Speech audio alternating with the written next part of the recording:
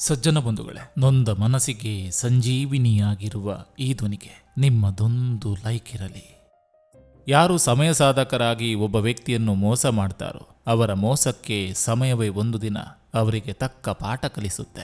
ಕನ್ನಡಿ ಸ್ವಚ್ಛವಾಗಿದ್ದಲ್ಲಿ ಪ್ರತಿಬಿಂಬ ಸುಂದರವಾಗಿ ಕಾಣುತ್ತದೆ. ಅದೇ ರೀತಿ ಮನಸ್ಸು ಸ್ವಚ್ಛವಾಗಿದ್ದಲ್ಲಿ ಜಗತ್ತು ಸುಂದರವಾಗಿ ಕಾಣುತ್ತದೆ. ನೀವು ಯಶಸ್ಸು ಹೊಂದಬೇಕಂದ್ರೆ ಎಂದಿಗೂ ಅದೃಷ್ಟದ ಮೇಲೆ ನಂಬಿಕೆ ಇಡಬೇಡಿ. ನಿಮ್ಮ ಕಠಿಣ ಶ್ರಮದ ಮೇಲೆ ನಂಬಿಕೆ ಇಡಿ. ಯಶಸ್ಸು ನಿಮ್ಮದಾಗ್ತದೆ. ಬದಲಾದವರ ಜೊತೆ ಬದಲಾಗುತ್ತಿರೋ, ಆದ್ರೆ ನೀನೇ ಬೇಕು ಎನ್ನುವರ ಜೊತೆ ನಿಯತ್ತಿನಿಂದ ಇರು. ಕೆಲಸ ಮತ್ತು ದೇವರನ್ನು ಪ್ರೀತಿಸಿ, ಯಾಕಂದ್ರೆ ಈ ಇಬ್ಬರು ನಮಗೆ ಎಂದಿಗೂ ಮೋಸ ಮಾಡುವುದಿಲ್ಲ.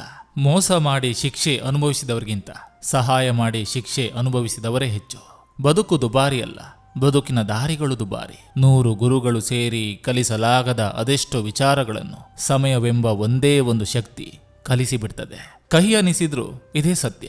ಮನುಷ್ಯ ಯಾವುದೇ ಕುಟುಂಬದಲ್ಲಿ ಜನಿಸಿದ್ರೂ ಪ್ರೀತಿಯನ್ನು ಹೊರಗಡೆ ಜನರಿಂದ ಪಡೆಯುತ್ತಾನೆ, ದ್ವೇಷವನ್ನು ತನ್ನದೇ ಮನೆಯವರಿಂದ ಪಡೆಯುತ್ತಾನೆ. ಎಲ್ಲಿ ಮಾತಾಡಬೇಕು ಎಂದು ತಿಳಿದವರಿಗಿಂತ ಎಲ್ಲಿ ಮೌನವಾಗಿರಬೇಕು ಎಂದು ತಿಳಿದವನು ನಿಜವಾದ ಬುದ್ಧಿವಂತ.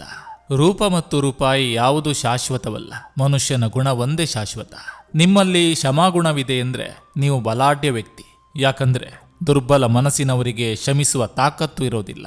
ಬಡವರ ಹೋರಾಟ ಅನ್ನಕ್ಕಾಗಿ, ಶ್ರೀಮಂತರ ಹೋರಾಟ ಚಿನ್ನಕ್ಕಾಗಿ, ಭಗವಂತನ ಆಟ ಸತ್ಯಕ್ಕಾಗಿ, ಮನುಷ್ಯನ ಆಟ ಸ್ವಾರ್ಥಕ್ಕಾಗಿ. ಯೋಗ್ಯತೆಗೆ ಮೀರಿದ ಆಡಂಬರ ಮನುಷ್ಯನನ್ನು ಸಾಲಗಾರನಾಗಿ ಮಾಡ್ತದೆ.